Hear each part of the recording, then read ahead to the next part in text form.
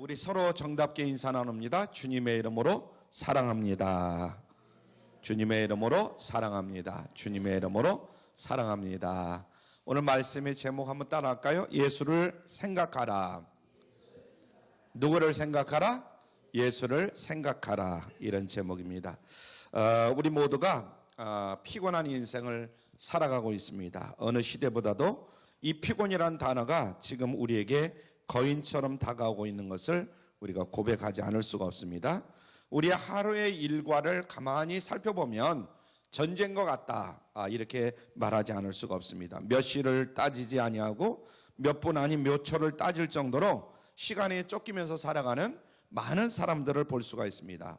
그래서 사람마다 많은 약속들이 있고 스케줄이 있고 업무량은 날이 가면 갈수록 더욱더 많아지는 것을 우리가 고백하지 않을 수가 없습니다. 그래서 언제 좀 만나자 그러면 바빠서 뭐해서 또 잠깐 만나고 금방 헤어져야 하는 그런 경우를 많이 봅니다. 스트레스라는 융단 폭격을 하루 종일 당하다 보면 무기력증에 이제 빠지게 되고, 그리고 결국에는 의욕이 상실되는 경우도 많이 있습니다. 이러다가는 실패한 것 아닌가 하는 불안감이 우리의 마음에 떠나지 않는 이런 고통으로 자리 잡을 때도 참 많습니다. 이 모든 것이 피곤이 쌓이고 또 쌓여나서 일어나게 되는 그런 현상이다, 이렇게 말할 수가 있고요. 사람들은 피곤이 쌓이면 굉장히 예민해지는 경우를 우리가 볼 수가 있습니다. 아무것도 아닌 일에 예민하고 또 긴장한 탓에 서로 상처를 주고 쉽게 거기에서 빠져나오지 못하는 그런 경우도 많이 볼 수가 있습니다. 그래서 부부간에도 그렇고 형제간에도 그렇고 또 심지어 부자지간에도 그런 경우가 많이 있습니다.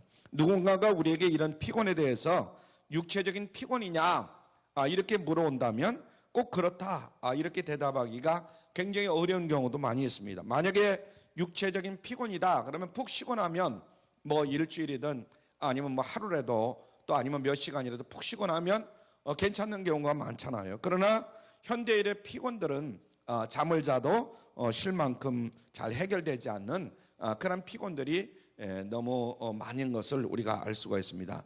그것은 아마도 우리의 피곤이 정신적인 부분과 연관이 되어 있어서 그렇지 않은가, 이런 생각을 해봅니다. 좀 더 명확하게 말하자면 영적인 피곤이라는 말이 아마 맞을 것이다.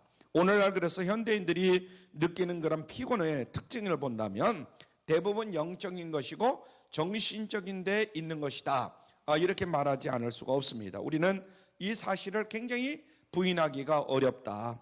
과거와는 달리 오늘날 대부분의 사람들은 하루 종일 논밭을 맨다든가 중노동을 하는 사람들은 그렇게 많지는 않은 것 같아요. 뭐 없다고 봐도 과언이 아니죠. 선조들은 하루 종일 지게를 메고 땔감을 구하기 위해서 깊은 산속으로 들어가 가지고 땔감을 이제 이렇게 준비를 해가지고 내려오는 경우가 많았어요. 우리 머슴 같은 경우는 보면 하루 종일 나무만 하는 거예요. 산속에 들어가가지고. 근데 요즘은 뭐 그런 사람들도 굉장히 찾아보기가 힘듭니다. 이제는 물동이를 뭐 이고 물을 길러로 뭐 얼마를 걸어갔다 왔다, 뭐 이런 주부들도 굉장히 만나기가 힘들어요. 옛날에는 우리 동네도 보면 그 우물이 멀리 떨어져 있어요. 그래서 그 우물까지 갔다 오려면 시간이 굉장히 오래 걸리는 이런 경우를 우리가 많이 봅니다. 그래서 대부분의 사람들은 이제는 중노동에 그렇게 시달리는 사람들이 많지 않다, 이렇게 말하지 않을 수가 없습니다. 그럼에도 불구하고 왜 그렇게 사람들을 만나보면 피곤해할까, 이런 생각을 해보죠. 오늘 피곤은 정신적인 뿌리에서, 이 영적인 뿌리에서 찾을 수가 있습니다. 그렇다고 해서 피곤은 전적으로 나쁘다, 뭐 이렇게 또 말하기가 좀 어려운 것 같아요. 피곤은 비정상적인 것이다, 이렇게 말할 수는 없는 것 같아요. 그래서 사람은 때로는 피곤한 것도 좋은 면도 있습니다. 피곤이라는 게 무조건 나쁘냐, 그런 것은 아니다 이거예요. 그래서 인간은 한정된 힘을 가진 육신 안에 담겨져 있는 사람이기 때문에 그런 말씀을 드리죠. 그래서 유한한 육체가 감당하기 어려운 그런 분량의 일들을 우리가 하다 보면 과부하가 걸리는 경우가 많이 있습니다. 여러분들도 어제도 그럴 수도 있고 뭐 한 주일 동안 삶을 우리가 잠깐 비교해봐도 아마 그런 경우가 있을 거예요. 그래서 이것은 하나님께서 우리 몸에 남겨놓으신 자연적인 원리와 같은 것이다. 그러니까 피곤하다고 해서 피곤이 무조건 나쁜 것이라든가 이상한 것은 아니다, 이런 얘기죠. 세상을 살아가는 일은 굉장히 피곤한 일이다, 이렇게 말하지 않을 수가 없습니다. 피곤은 인생의 운명이자 숙명인 것 같다. 그래서 사람을 만나보면 이거 피곤하다, 당연한 것으로 이렇게 여기는 경우가 많지요. 지금부터 3000년 전 좀 더 여유롭게 살았다고 우리가 말할 수 있겠지만은, 그러나 그때 이제 우리가 성경을 본다면 그때의 제왕 솔로몬도 전도서 1장 8절에서 뭐라고 말합니까? 1장 8절에 보면 만물의 피곤함을 사람이 말로 다 말할 수 없나니, 이렇게 말했습니다. 우리 한번 같이 읽을까요? 만물의 피곤함을, 시작. 만물의 피곤함을 사람이 말로 다 말할 수 없나니, 그랬어요. 얼마나 피곤함이 심했으면, 그래서 만물이 얼마나 피곤한가를 말하면서 그는 한술 더 떠서 온 우주 만물이 다 피곤하다, 이렇게 말합니다. 하늘의 달과 별도 피곤하고 물과 나무도 피곤하고 그리고 동물도 피곤하고 물고기도 피곤하고 이 땅에 피곤하지 않는 것이 아무것도 없다, 이렇게 말합니다. 그 가운데서도 인간은 유달리 피곤함을 표현할 수 있는 그런 능력을 가진 인간이다, 이렇게 말할 수 있죠. 그래서 사람의 피곤은 어느 피조물보다도 더 노골적이다, 이렇게 말할 수가 있고 또 확실하게 드러나는 경우가 많이 있습니다. 그래서 사람을 만나면 피곤하다, 이렇게 말로도 할 수 있는 거죠. 3000년 전에 살던 사람은 만물의 피곤함을 사람이 말로 다 말할 수 없다, 이렇게 말을 합니다. 그 옛날에도 그렇게 피곤한 인생을 살았다 가는 것이 우리 인생이다, 이런 얘기죠. 정신없이 복잡하고 너무 빨리 가서 도무지 쉴 틈이 없는 현대 문명인들을 보면은 우리가 왜 피곤하지 않겠는가, 이런 생각을 하게 됩니다. 우리 자녀들도 보면 하루에 이제 여러분들이 같이 아직 결혼을 안 하고 그래서 같이 생활하는 그런 자녀들을 봐더라도 역시 그럴 거예요. 굉장히 피곤하게 삽니다. 우리 자녀들도. 그래서 우리들은 때로는 무기력증에 걸리게 되고 마음의 낙심이 찾아오는 경우도 많이 있습니다. 마치 험난한 파도와 싸우던 선원이 쉴 새 없이 파도와 자꾸 계속해서 맞부딪히니까 배를 포기하고 바다를 뛰어드는 것처럼, 옛날에는 그런 선원들이 있었거든요. 우리가 우리의 삶에 대해서 그렇게 행할 수밖에 없는 그런 사람들이 많이 있어요. 5만 가지 다 하기가 싫어지는 거예요. 이것도 하기 싫고 저것도 하기 싫고, 그리고는 어떡합니까? 나중에는 백기를 들고 항복하는 경우도 많이 있죠. 도망가고 싶기도 하고 급기야 자살을 선택하는 이런 사람들도 우리 주변에 많이 있는 것 같습니다. 자, 오늘 본문에 보면 오늘 하나님께서는 오늘 본문 히브리서 12장 3절에서도 이렇게 말합니다. 시작. 너희가 피곤하여 낙심치 않기 위하여 죄인들의 이같이 자기에게 거역한 일을 참으신 자를 생각하라, 그랬어요. 생각하라. 이 말씀은 우리가 피곤할 수 있지만은 피곤 때문에 낙심하지 않기 위해서는 예수를 깊이 생각해야 된다. 누구를 깊이 생각해야 된다? 예수님을 깊이 생각해야 된다, 이런 뜻입니다. 어찌 보면 하나님께서는 동문서답을 하는 것 같은 이런 생각을 가지게 돼요. 여러분들도 아마 그런 생각을 가지고 동문서답 하시나?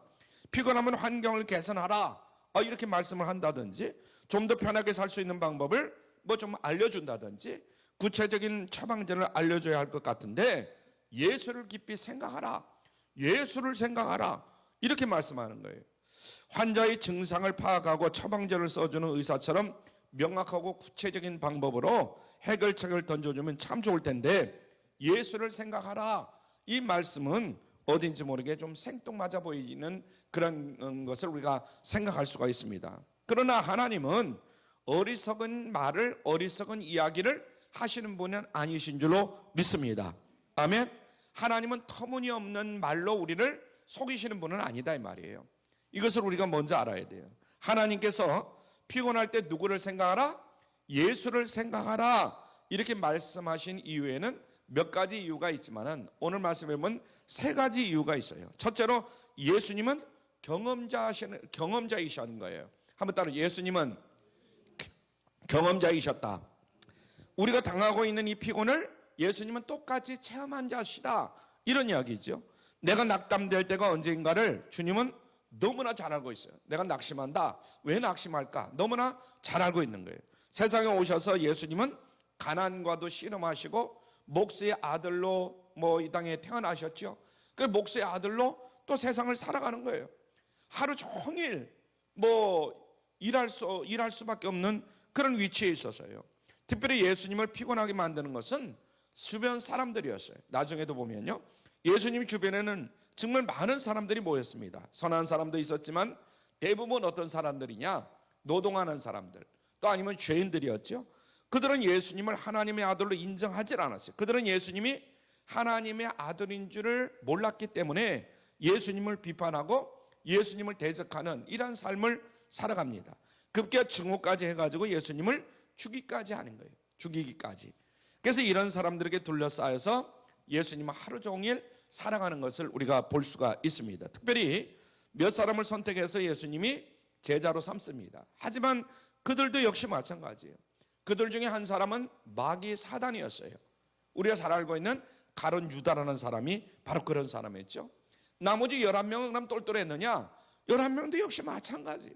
예수님에 대해서 안다고 하지만 잘 이해를 하지를 못했어요. 우리가 쭉 11명을 보면 그렇잖아요. 나중에는 전부 다 예수님을 배신하고 다 뿔뿔이 도망가지 않습니까? 예수님이 십자가 못 박혀 돌아가실 때 얼마나 예수님이 피곤했었을까 우리가 미리 짐작해 볼 수도 있는 것입니다.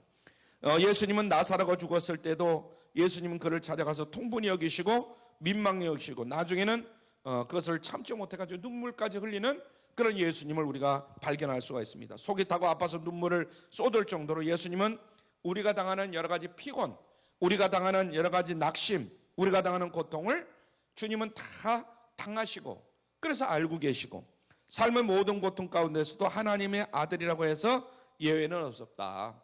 이 땅에 오셔서. 그러므로 예수님은 우리를 너무나 속속들이 잘 알고 있는 우리 예수님이다 하는 것을 잊지 않기를 바랍니다.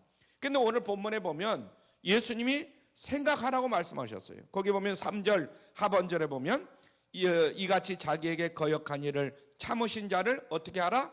생각하라 이렇게 말씀했어요. 이 히브리 단어는 두 가지 의미가 들어있습니다. 생각하라, 여기는 두 가지 의미가 있어요. 하나는 비교하라 이런 의미가 있는 것이고 또 하나는 묵상하라 이런 의미가 있는 겁니다. 예수님을 나와 비교할 때 예수님도 내가 당하고 있는 고통을 다 당하셨구나. 내가 짊어지고 가는 이 인생의 피곤함을 예수님도 짊어지셨구나. 아니 나보다 더한 것을 짊어지셨구나. 이렇게 생각을 하라는 거예요. 우리가 또 생각해 볼 수도 있는 것이고 예수님도 내 아픈 마음을 내가 처한 상황을 잘 이해할 것이라는 이런 확신을 우리가 가지게 됩니다. 그것이 든든한 힘이 되는 거예요. 할렐루야. 예수님은 그런 경험도 없고 체험도 안 해보시고 아무것도 모르신다 이러면 좀 그런데 다 아신다는 거예요.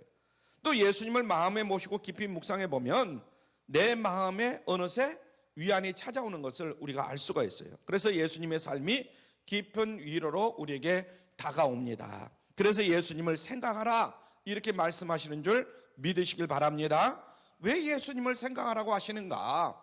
우리가 그렇게 궁금해할 수 있잖아요. 그래서 예수님은 우리를 돕는 분이시기 때문에 우리가 힘들 때 찾아오시고 그래서 그분을 생각할 이유가 우리에게 분명히 있다. 이런 얘기죠. 예수님은 어떤 분이셨습니까? 하나님이셨어요. 할렐루야. 예수님은 누구시라고요? 하나님이셔요.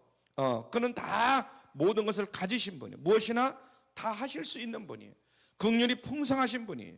그래서 우리는 항상 도와주시기를 원하시고 돕는 그런 하나님이심을 믿으시길 바랍니다. 이사야서 40장 28절 하반절에서 29절에 보면 이렇게 말씀했어요. 하나님은 명철이 한이 없으시며 시작 명철이 한이 없으시며 피곤한 자에게는 무엇을 주시고 능력을 주시고 무능한 자에게는 힘을 더하시나니 이렇게 말씀했어요. 하나님은 예수님은 어떤 분이야? 명철이 한이 없으시다는 거예요. 피곤한 자에게 능력을 주신다는 거예요. 무능한 자에게는 힘을 더하신다는 거예요. 히브리서 4장 16절에는 또 이렇게 말씀합니다. 우리에게 때를 따라 돕는 은혜를 시작 때를 따라 돕는 은혜를 얻기 위하여 은혜의 보좌 앞에 담대히 나아갈 것이니라. 그러므로 우리는 어떻게 되냐? 때를 따라서 돕는 은혜를 얻기 위하여 은혜의 보좌 앞에 어떻게 나가야 돼요? 담대히 나아갈 것이니라. 이렇게 촉구하고 있습니다. 하나님은 우리가 피곤할 때에 그 은혜를 미리미리 준비해 놓고 있다는 거예요. 우리가 피곤한 것을 미리 아시고, 그래서 고통을 당할 때는 그 고통의 때를 견딜 수 있는 은혜를 하나님은 다 예배해 놓으신 거예요. 어떤 분은 만나면 너무나 고통스러워 가지고 이런 하소연 저런 하소연을 합니다. 그러면 그렇게 나에게 고통하기 전에 예수님 앞에 나의 고통과 아픔을 대해서 같이 하소연해 봤느냐, 같이 울어봤느냐, 이렇게 말하고 싶어요. 근데 견딜 수 있는 은혜를 미리미리 우리 주님은 다 예배해 놓으셨다는 거예요. 때를 따라 돕는 은혜를 다 미리미리 준비하시고 우리를 도와주신다는 거예요. 할렐루야. 때를 따라 돕는 은혜를 얻기 위하여 은혜의 보좌 앞에 담대히 나아갈 것이니라. 여러분 꼭 외워놓으시길 바랍니다. 히브리서 4장 16절 말씀이에요. 자, 마태복음 11장 28절은 그래서 우리에게 뭐라고 말씀하시냐면 수고하고 무거운 짐진 자들아 다 어디로 와라? 내게로 오라. 우리 주님이 말씀하시는 거예요. 우리 주님은 내가 너희를 쉬게 하리라. 마태복음 11장 28절 그에 보면 내가 너희를 쉬게 하리라 그랬어요. 자, 한번 따라 하시죠. 수고하고 무거운 짐진 자들아 다 내게로 오라. 내가 너희를 쉬게 하리라. 할렐루야. 주님은 수고하고 무거운 짐을 짊어지고 걸어가는 우리 인생들을 오라는 거예요. 내가 너희를 어떻게 하리라? 쉬게 하리라는 거예요. 예수님은 피곤한 자에게 쉼을 주시는 하나님이심을 믿으시길 바랍니다. 그는 무엇이든지 나를 위해서 해주실 수 있는 분이다.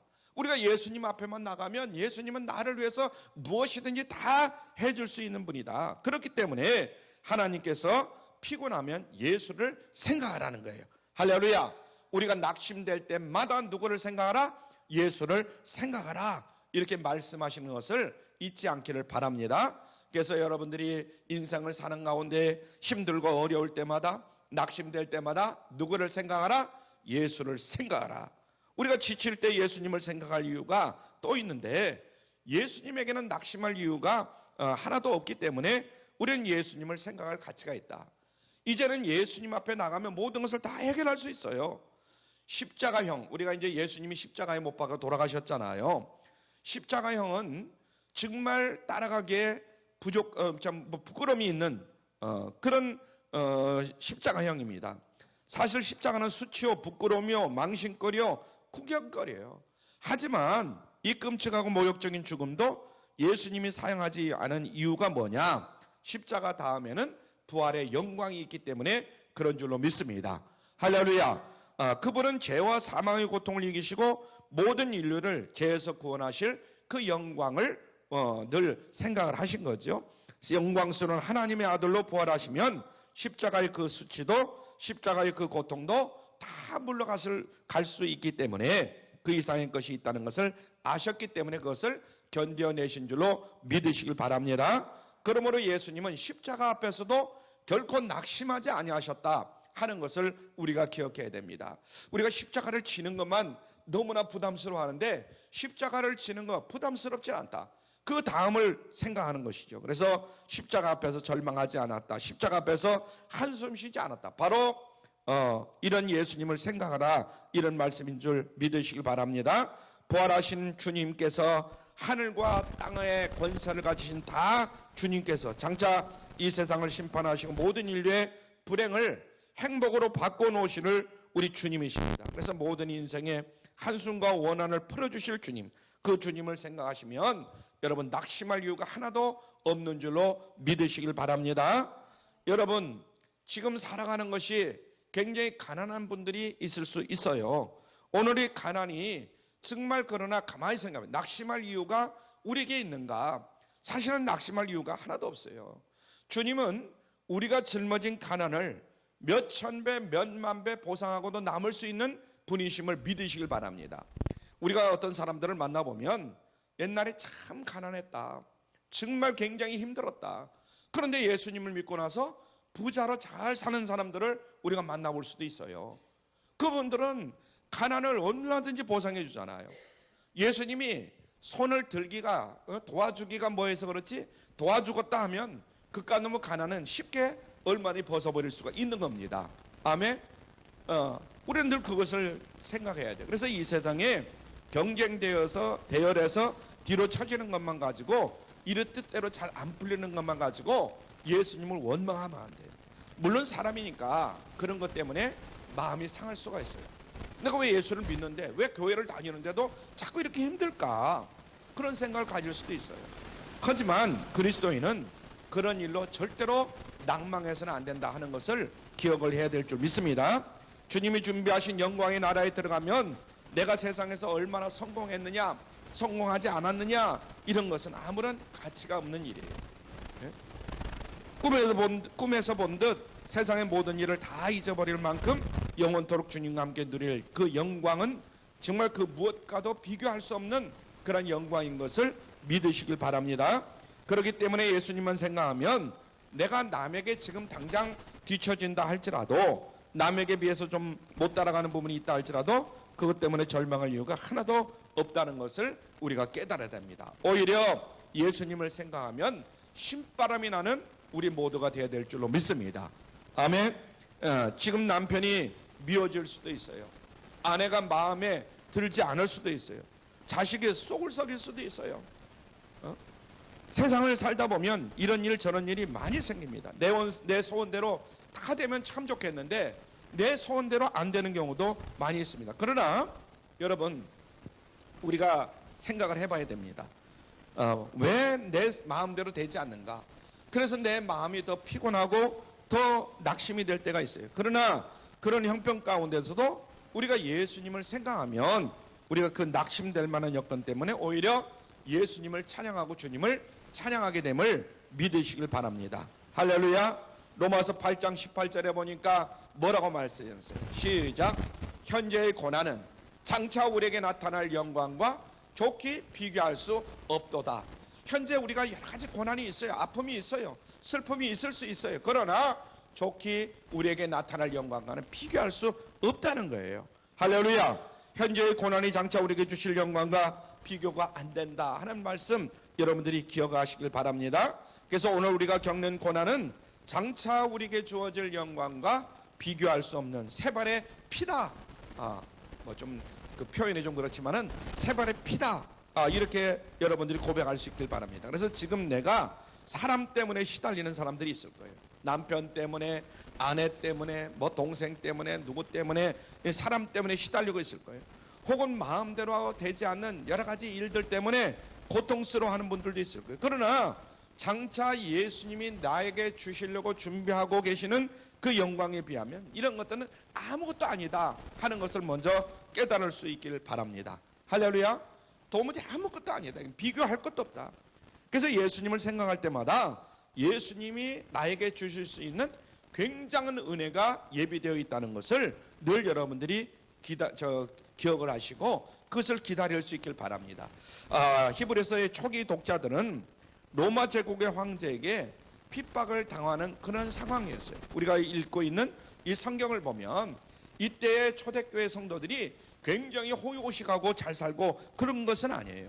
로마 황제가 언제 붙들려가서 어떻게 죽임을 당하는지, 어떻게 노예 생활을 하는지, 어떻게 재산을 뺏기는지 정말 쫓겨다니는 불이익을 당하는 이런 상황이었어요.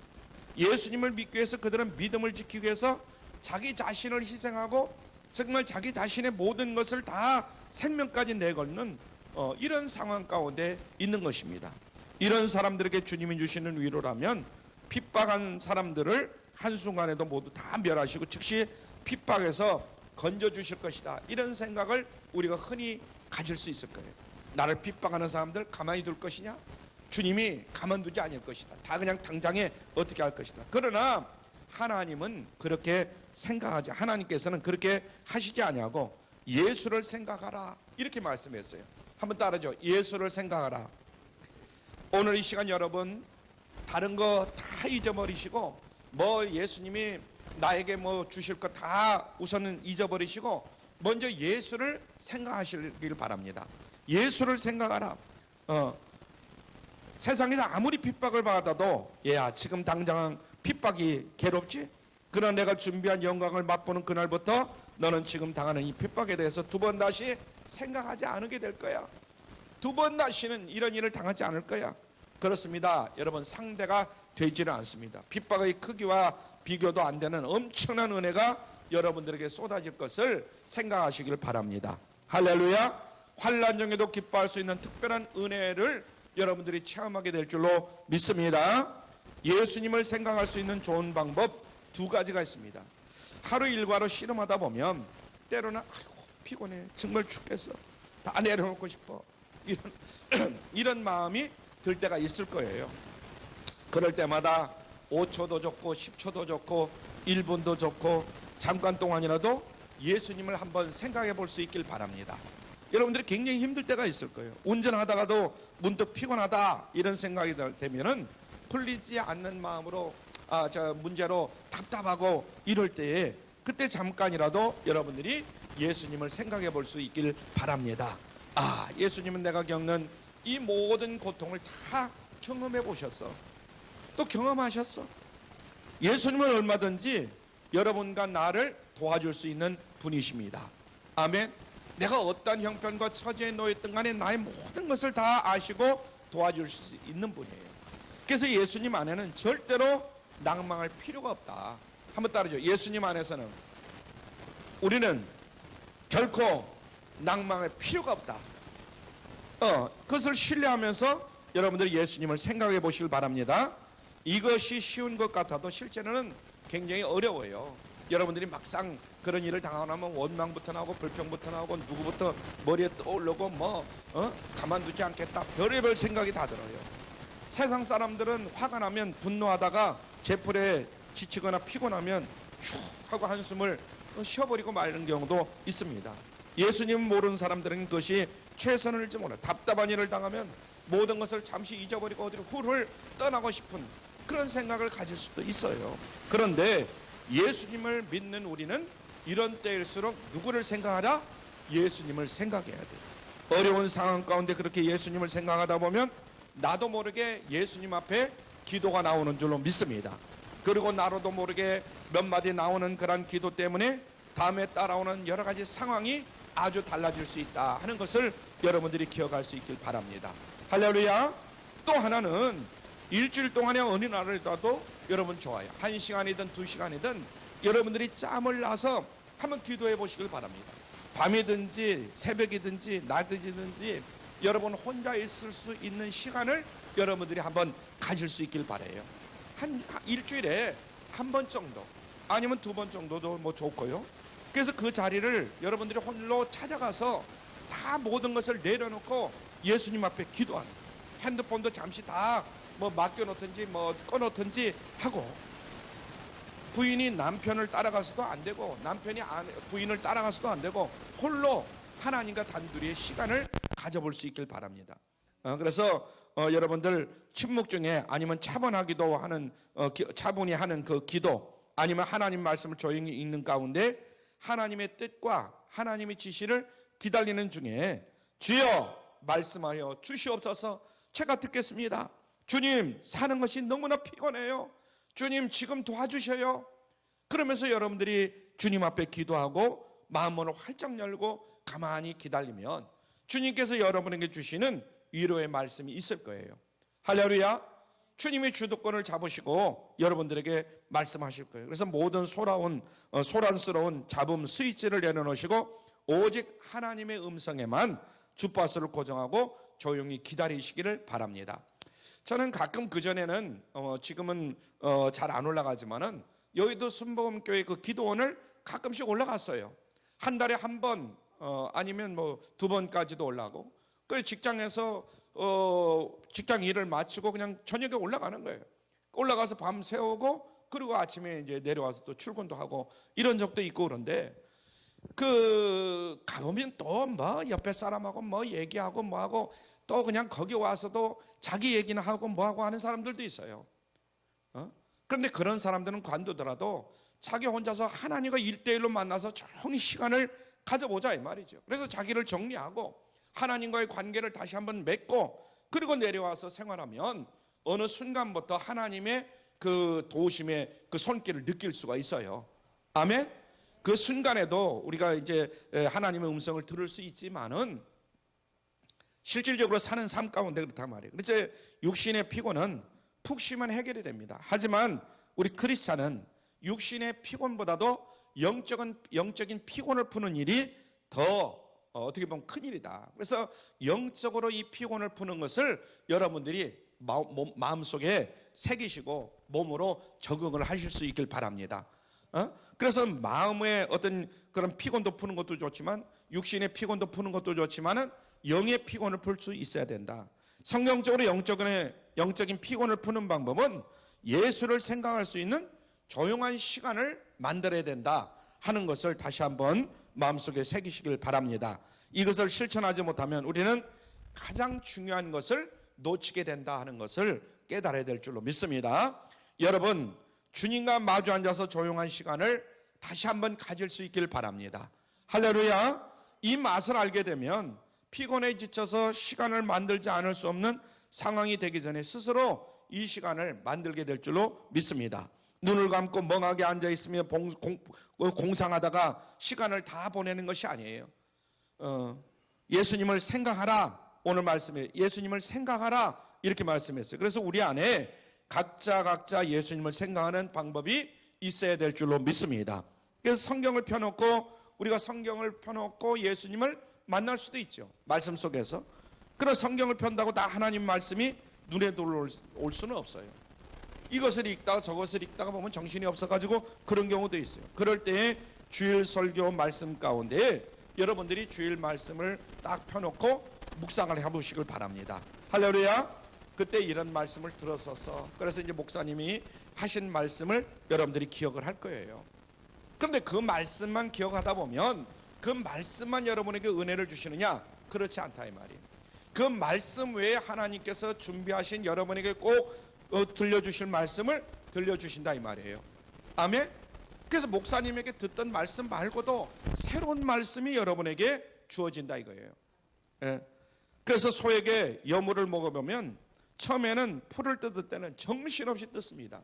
제가 이제 여름방학 때 이제 소를 몰고 소를 주거든요. 그럼 소를 몰고 여름방학 때 이제 책 한 권 들고 소 몰고 이제 가는 거예요.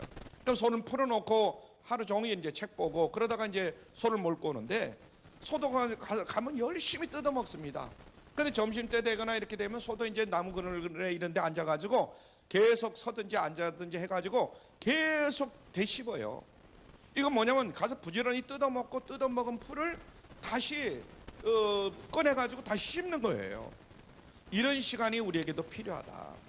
예배 시간에 들은 말씀 듣는 걸로 끝나는 것이 아니라 듣고 가면 다 잊어버려. 그리고 듣고 가면 다 끝나는 거예요. 그러나 그렇지 아니하고 그 들은 말씀을 일주일에 한 번이라도 여러분들이 되씹어 볼 수 있는 그런 시간을 가질 수 있길 바라요. 아멘. 목사는 쉬지 않고 30분 40분씩 막 설교를 합니다.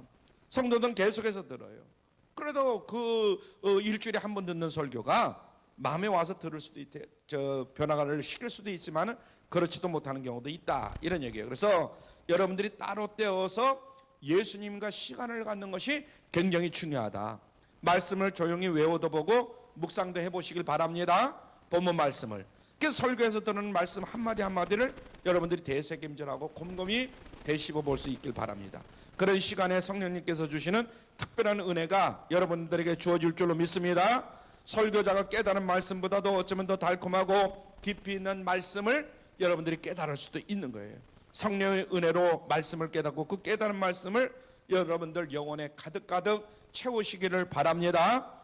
말씀이 영혼의 혈관을 공급을 이제 받게 되면 영적인 피곤이 싹 가시게 되는 것을 체험하게 될 줄로 믿습니다. 그래서 내 안에 새로운 힘이 솟는 것을 우리가 체험할 수가 있어요. 그런데 그냥 가서 그냥 하루 종일 또 이제 내일부터 생활하다 그냥 또 다음 주일날 오면 별 은혜가 안 되는 거예요. 오늘 들은 말씀을 여러분들 꼭 정말 마음속에 새겨야 돼요.